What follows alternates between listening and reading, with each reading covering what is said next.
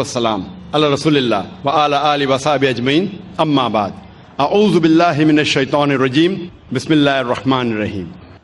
میرے محترم بزرگوں، میرے عزیز بھائیوں اور بہنوں، اور پیس ٹی وی پہ لائیو دیکھنے والے کروڑوں ناظرین، السلام علیکم ورحمۃ اللہ وبرکاتہ۔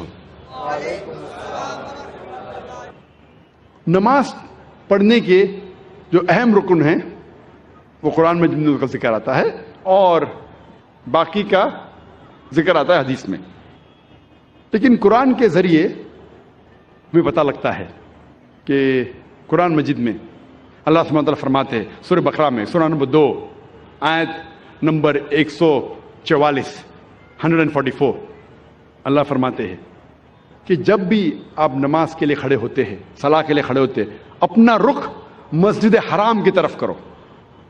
Turn your face towards the sacred mosque۔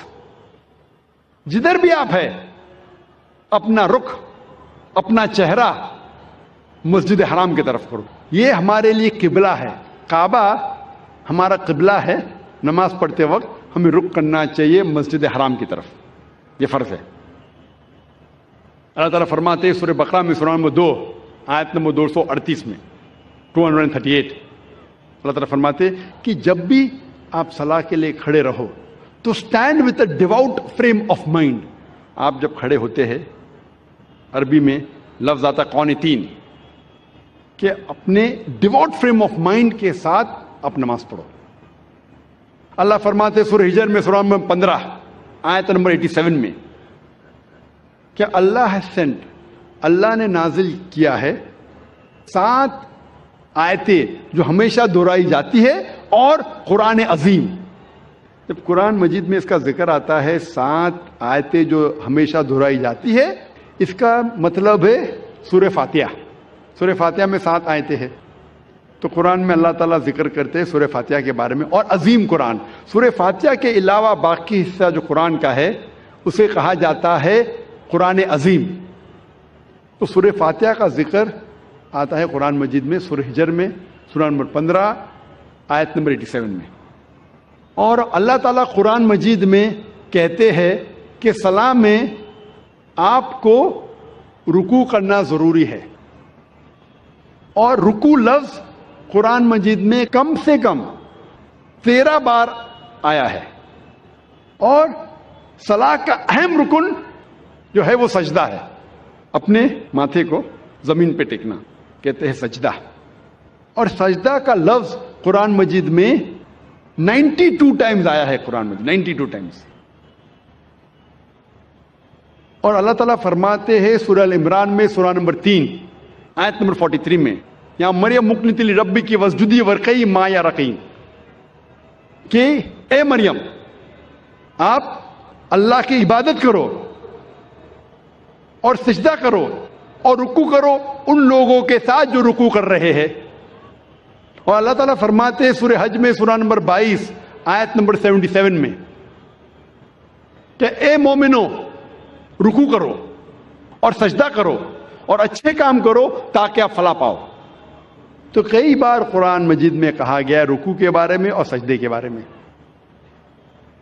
اور اس کے علاوہ قرآن مجید میں کئی بار کہا گیا اطیعوا اللہ واطیعوا الرسول، اللہ کی اطاعت کرو اور اللہ کے رسول کی اطاعت کرو، کئی بار قرآن مجید میں آتا ہے۔ سورہ العمران سورہ نمبر 3 آیت نمبر 32، سورہ العمران سورہ نمبر 3 آیت نمبر 132، سورہ نساء سورہ نمبر 4 آیت نمبر 59، سورہ مائدہ سورہ نمبر 5 آیت نمبر 92، سورہ انفال سورہ نمبر 8 آیت نمبر 1، سورہ انفال سورہ نمبر 8 آیت نمبر 20، سورہ انفال سورہ نمبر 8 آیت نمبر 46، سورہ نور سورہ نمبر 24 آیت نمبر 56، سورہ نور سورہ نمبر 24 آیت نمبر 54، سورہ محمد سورہ نمبر 47 آیت نمبر 33، سورہ مجادلہ سورہ نمبر 58 آیت نمبر 13، سورہ تغابن سورہ نمبر 64 آیت نمبر 12۔ کم از کم قرآن مجید میں 12 جگہ کہا گیا ہے اطیعوا اللہ واطیعوا الرسول، اللہ کی اطاعت کرو، اللہ کے رسول کی اطاعت کرو۔ اس کا مطلب اللہ کے علاوہ جو بھی اللہ کے رسول فرماتے ہیں، حکم کرتے ہیں، ہمارے لیے فرض ہے क्या उसे हम माने? तो सलाह की बाकी रुकन, बाकी छोटी चीजें किस तरीके से पढ़ी जाती है वो जिक्र आता है हदीस में। जब अल्लाह के रसूल की सही हदीस पढ़ेंगे तो बाकी चीज हमें मिलती है। और अल्लाह के रसूल फरमाते हैं सही बुखारी में जिल्द नंबर 1 किताब आदान चैप्टर नंबर 18 हदीस नंबर 604 में, pray as you see me pray, नमाज पढ़ो जिस तरीके से आप मुझे पढ़ते हुए देख रहे हैं। और ये हदीस दोहराई गई है कई जगह, ये दोहराई गई है सही बुखारी में जिल्द नंबर 9 में हदीस नंबर 352 जहां अल्लाह के रसूल फरमाते कि नमाज पढ़ो उस तरीके से जिस तरीके से आप मुझे पढ़ते हुए देख रहे हैं। तो बाकी चीज नमाज के बारे में हमें मिलती है अल्लाह के रसूल की सही हदीसों में। अल्लाह फरमाते हैं सूरह दारियात में सूरह number 51 chapter 51 verse number 56 verse 56, वमा खलक़तुल जिन्न वल इंसा इल्ला लियअबुदून। अल्लाह सुब्हानहू व तआला ने जिन और इंसान को इसीलिए बनाया है ताकि वो अल्लाह की इबादत करे। अल्लाह ने जिन और इंसान को सिर्फ और सिर्फ इसीलिए बनाया ताकि वो अल्लाह की इबादत करे। ये लफ्ज इबादत आता है अरबी लफ्ज अब्द से, जिसकी मानी है बंदा, बंदगी। और सारे इंसान अल्लाह के बंदे हैं। हमें फर्ज है कि हम हमारे खालिक, हमारे रब अल्लाह सुब्हानहू व तआला की इबादत करें। कई मुसलमानों को गलतफहमी है कि सलाह ही सिर्फ अल्लाह की इबादत है। सलाह अल्लाह की एक अहम इबादत है, सबसे बेहतरीन, लेकिन सिर्फ सलाह इबादत नहीं। इबादत के मानी अब बंदगी, अल्लाह का कहना मानना। जब हम अल्लाह का हुक्म मानते हैं तो हम अल्लाह की इबादत कर रहे हैं। अल्लाह जिस चीज से हमें रोकता है हम उससे परहेज करते हैं, हम अल्लाह की इबादत कर रहे हैं। लेकिन सबसे बेहतरीन इबादत है सलाह। और जो इंसान सलाह नहीं पढ़ता है, सलाह नहीं पढ़ने के कई नुकसानात है। जो इंसान सलाह नहीं पढ़ता उसका ईमान कमजोर होता है। हो सकता है कि वो अपना ईमान भी गवाए। इंसान सोचने लगता है कि मेरे पास पैसा है, मेरे पास दौलत है, ऐश है, आराम है, अल्लाह से दूर जाता है। सलाह नहीं पढ़ता है और दूर जाता है। सलाह नहीं पढ़ने से आपकी जिंदगी में डिसिप्लिन नहीं आता है। हो सकता है कोई शख्स मुझसे पूछेगा, मैं कई लोग को जानता हूं जो सलाह नहीं पढ़ते लेकिन एकदम पाबंद है, अपॉइंटमेंट के पाबंद है, डिसिप्लिन है। मैं जानता हूं कई मुसलमान जो सलाह नहीं पढ़ते लेकिन डिसिप्लिन है। कई गैर मुसलमान है जो सलाह नहीं पढ़ते लेकिन एकदम डिसिप्लिन है। अपॉइंटमेंट देंगे बराबर उस वक्त पे मौजूद रहेंगे। ये डिसिप्लिन का जिक्र ही नहीं कर रहा हूं मैं, आला दर्जे की डिसिप्लिन की बात कर रहा हूं। ये तो नीचे दर्जे का डिसिप्लिन है। और आप कभी भी देखेंगे अपॉइंटमेंट के बारे में, अगर कोई शख्स अपने मुलाजिम को अपॉइंटमेंट दे रहा है तो अक्सर वो अगर अपॉइंटमेंट के पाबंदी में नहीं करेगा उसे कोई फर्क पड़ता नहीं। मेरा मुलाजिम है, मैं आधा घंटा लेट जाऊं, क्या फर्क पड़ता है, क्योंकि वो उससे नीचा है। अपॉइंटमेंट दे 10 बजे का, आप पहुंचे 10:15 को, पहुंचे 10:30 को, पहुंचे 11 बजे, नहीं भी पहुंचे, मुलाजिम है, कोई फर्क पड़ता नहीं। अगर आप अपने बिजनेस पार्टनर को अपॉइंटमेंट दे रहे, आप कोशिश करेंगे टाइम पे रहेंगे, मैं मेरे बिजनेस पार्टनर को तकलीफ नहीं देना, अपॉइंटमेंट के टाइम पे रहेंगे। जिसको आप समझते हैं कि वो बहुत मशहूर और इज्जत वाला है, अगर आप मिनिस्टर का अपॉइंटमेंट लेंगे तो क्या करेंगे, 10 मिनट टाइम के पहले पहुंचेंगे, आधा घंटा पहले पहुंचेंगे। अगर वजीर आलम का अपॉइंटमेंट लेंगे आप डरेंगे कि अपॉइंटमेंट छूटने जाएगा तो आधा घंटा पहले पहुंचेंगे, 1 घंटा पहले पहुंचेंगे। ये इंसान की फितरत है। जो आपके नीचे है उसकी आप कदर नहीं करते, जो बराबर है कदर करते, जो ऊंचा है मशहूर है ज्यादा कदर करते।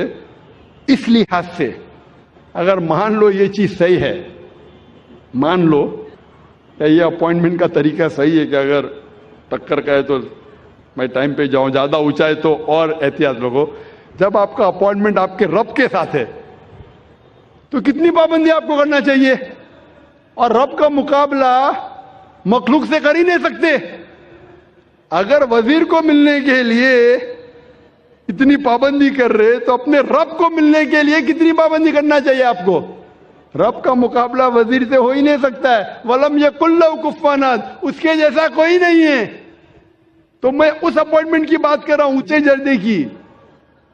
اگر صلاح سے دور رہیں گے تو آپ کی زندگی میں ڈسپلن آئیں گا ہی نہیں. جب وزیر آپ کا تھوڑا فیور کرتا ہے تو آپ ہل جاتے ہیں, اس کے لیے کچھ بھی کرنے کو تیار ہے. ہمارا خالق آپ کو زندگی دی ہے, ہمیں زندگی دی ہے, ہمیں اتنے نعمت دی ہے, ہم کتنا شکر ادا کرتے. اور جو سب سے بہترین نعمت ہے وہ تو ہم کبھی سوچتے بھی نہیں. میں آپ سے پوچھنا چاہتا ہوں کہ سب سے بہترین نعمت کیا ہے جو ضروری ہے آپ کے لیے جینے کے لیے؟ کیا ہے؟ کیا ہے؟ ہوا. شاید آپ نے تقریر سن چکے پہلے. ہاں,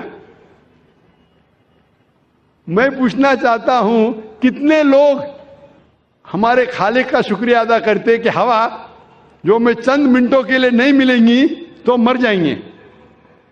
چند منٹوں کے لیے ہوا نہیں ملیں گی, ہم بولتے یا رب شکریہ, آپ نے ہمیں گھر دیا, آپ نے ہمیں گاڑی دی. کتنے لوگ شکریہ ادا کرتے پانی کے لیے, کتنے لوگ شکریہ ادا کرتے ہوا کے لیے. یہ جینے کے لیے ضروری ہے.